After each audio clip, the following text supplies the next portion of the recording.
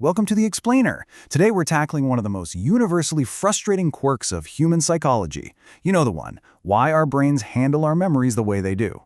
If you've ever felt like your own mind is secretly plotting against you when you're literally just trying to relax, well, we're going to look at exactly what the research says about this. Let's dive in. So, picture this. Have you ever been lying in bed, minding your own business, just trying to catch some sleep, when out of nowhere your brain decides to replay that incredibly awkward thing you said at a party a decade ago? Maybe you called a teacher mom, or you excitedly waved back at someone who's actually waving to the person right behind you. Ouch, right? You remember it, and your stomach just drops. Your face gets hot.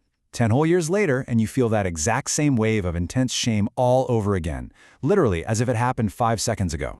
It really highlights a bizarre contrast in how we process our past. Think about it.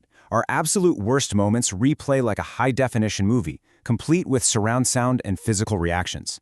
But our biggest achievements, the kindest compliments we've received, they just kind of gently fade into the background. Why on earth are our cringiest missteps etched in stone, while our biggest wins just disappear? That brings us to Section 1, the cringe memory, a universal experience.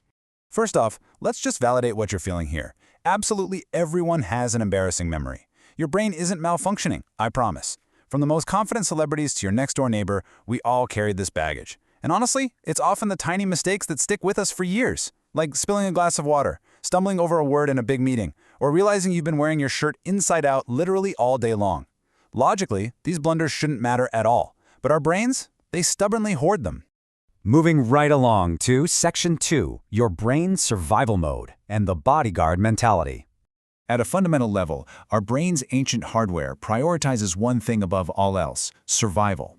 As a quick refresher, this means the brain is hardwired to remember threats significantly more than rewards. Modern embarrassment is actually processed as a severe social threat. You see, back in early human history, social rejection meant being cast out of the tribe, which almost certainly meant death.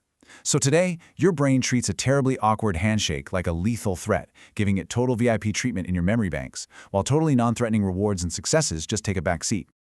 Let's look at the mechanism in Section 3, the amygdala effect, and stamping the memory. We know the amygdala is the part of the brain that gives emotional memories their extra importance.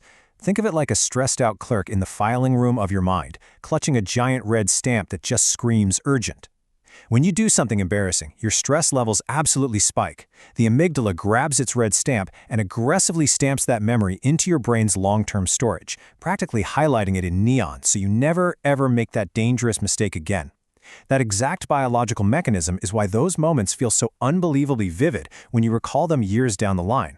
Which leads us to Section 4, why success fades and the illusion of safety.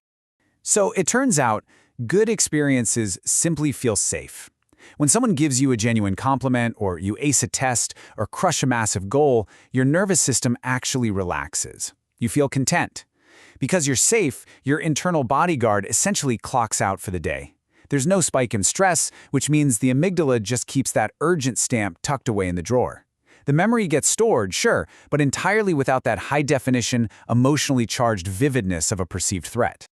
As the research points out, we drop those good memories simply because they don't require any defensive action on our part. It is incredibly efficient from a biological survival standpoint. But man, is it super frustrating for our daily self-esteem. But this leads to a pretty incredible reframing of how we view ourselves. Your brain isn't trying to make you feel bad. It's really just trying to protect you from repeating past mistakes. When you're lying awake cringing at your past, your brain is just acting as a fiercely loyal, albeit highly overprotective, bodyguard, frantically reminding you of old social missteps, purely to ensure you stay safely accepted in your community today. Simply understanding this biological mechanism can actually help you stop replaying those old embarrassing moments.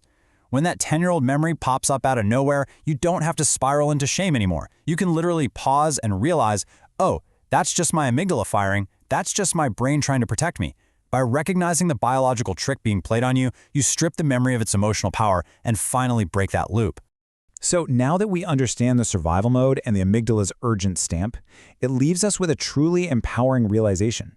Our most painful, embarrassing memories aren't signs of our weakness, they're actually evidence of our brain's desperate, hardwired desire to keep us safe.